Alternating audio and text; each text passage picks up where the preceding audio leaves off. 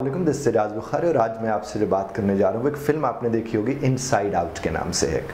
वैसे तो शायद बच्चों के लिए वो बनी थी, लेकिन मैंने ये देखा है कि जो चीज़ें बच्चों के लिए बनती हैं वो बड़ों के भी बड़े काम की होती हैं। आप अगर उसमें थोड़ा सा ध्यान दिलचस्पी लेना शुरू करें तो आपको अंदाज़ा होगा। वैसे तो वो कहते हैं ना कि पत्ता गिरा तो दर से फना दे गया मुझे, यानी जिनकी आंखें खुली होती हैं, जो चीज़ों को देख रहे होते हैं कि रब्बे कायनात ने हमारे लिए इसमें पैगाम रखा है, उनके लिए तो गिरे हुए पत्ते भी बहुत बड़े पैगाम का सबब होते हैं। खैर, वापस चलते हैं अपनी उस फिल्म की तरफ, इनसाइड आउट की तरफ। उसमें जब मैंने उसको देखा तो मैं तो उसको बहुत लुत्फ़ ले रहा था, क्योंकि मेरे साथ और बहुत से स्टूडेंट्स भी थे जिनको मैं दिखा रहा था।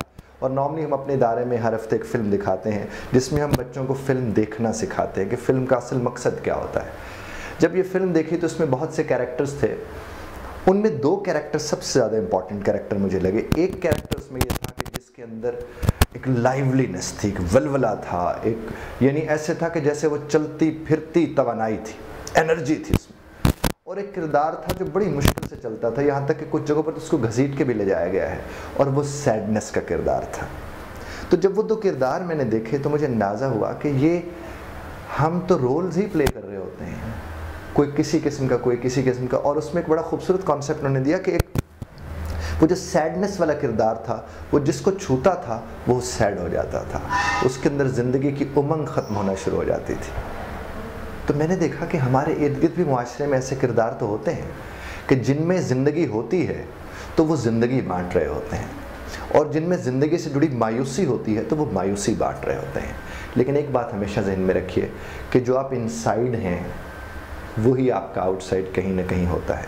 आप पूरी दुनिया से मुनाफ़िकत कर सकते हैं, लेकिन आप अपने आप से मुनाफ़िकत नहीं कर सकते हैं। इनसाइड आउटसाइड को लेकर जब तसव्वुफ़ के लोगों से बात करते हैं तो वो अक्सर यही कहते सुनाई देते हैं कि ये ज़ाहिर बातिन जो है कि आपको अपने बातिन की फ़िक्र होनी चाहिए।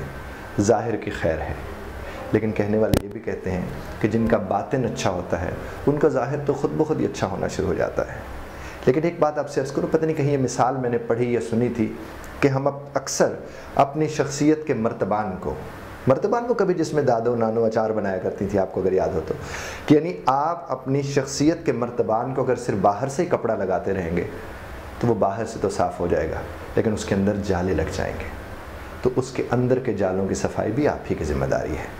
और जब भी किसी फ़िल्म को देखने लगें तो एक ही तरीका है उसको देखने का कि आप देखें कि उसके बनाने का मकसद क्या था। क्या वो सिर्फ एंटरटेनमेंट थी?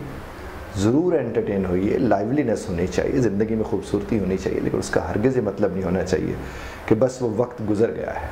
उस वक्त को गुजारने के बजाय उससे लुत्फ़ लेने की कोशिश कीजिए, इन मानों में कि आपकी ज़िंदगी का कोई पहलू जो कहीं ना कहीं खाली था, ज़िंदगी का कोई खला, कोई स्पेस जो कहीं ना कहीं फिल होने वाली थी, कहीं ना कहीं भरने वाली थी, भरिए उसको उसकी मदद से।